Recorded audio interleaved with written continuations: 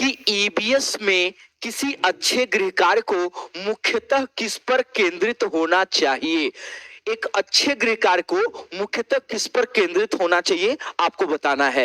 ये कह रहा पुनरावृत्ति और प्रबलीकरण पर, कह रहा मास्टरी लर्निंग पर, कह रहा विस्तारित अधिगम के लिए चुनौती और उत्तेजना पर, और ऑप्शन नंबर डी कह रहा कि क्या समय के सही सदुपयोग पर। आप सभी को राइट जवाब बताना है कि एक अच्छे गृह कार्य को निम्नलिखित में से किस पर आश्रित होना चाहिए, किस पर निर्भर होना चाहिए। आप बात ध्यान से समझिएगा।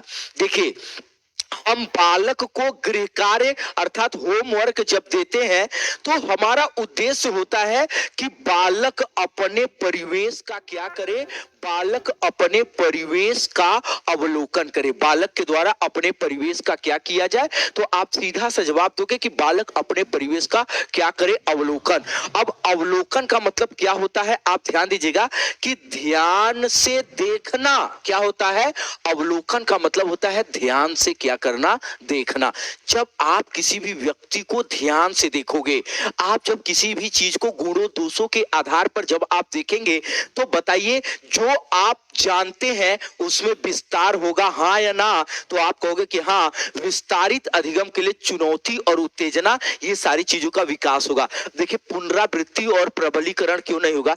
क्या ये प्रश्न क्या कह रहा है कि क्या हम बालक को गृह कार्य इसलिए देते हैं कि बालक पाठ का बार बार दोहराव करे। इसका मतलब हम बालक को गृह कार्य नहीं देंगे तो बालक दोहराव करेगा, नहीं। हम बालक को पाठ को दोहराने के लिए गृह कार्य नहीं देते, हम उसके परिवेश का अवलोकन करने के लिए देते हैं। इसलिए एक कट गया। कह रहा मास्टरी लर्निंग मतलब वो बहुत बढ़िया सीखे, मास्टरी मतलब विषय में पारंगत हो जाए। क्या 1 से 5 के बालक को हम गृह कार्य इसलिए देते हैं क्या कि वो विषय में निपुण हो जाए, विषय में वो एकदम अर्जुन ही बन जाए। ऐसी कोई बात नहीं है। कह रहा समय का सदुपयोग, कह रहा कि अगर आप बालक को गृह कार्य नहीं देंगे तो बालक घर खेलेगा, अनावश्यक कार्य करेगा। हम बालक को गृह कार्य इसलिए देते हैं ताकि बालक अपने घर पर समय का सही सदुपयोग कर सके। क्या ये कहीं से नैतिक लग रहा है? बिल्कुल भी नहीं। देखिए, हमने कहा ना कि जब हम पास पड़ोस परिवेश का अवलोकन करेंगे, जैसे हमने कहा कि अपने परिवेश में पाए जाने वाले 4 टांग वाले पशुओं का नाम बताओ, तो किसी ने कहा कि मेरे परिवेश में कुत्ता देखा था, किसी ने गाय बोला, किसी ने भैंस बोला, किसी ने अन्य बोला। अब धीरे धीरे अब हम जाएंगे तो ये देखेंगे कि हमारे परिवेश में किन जानवरों के 4 पैर हैं, और इसके आधार पर कुछ चीजें और बेहतर हमको अपने आप आती चली जाएंगी। तो याद रखिएगा कि विस्तारित अधिगम के लिए चुनौती और उत्तेजना, ये होगा क्या, आप याद रखिएगा।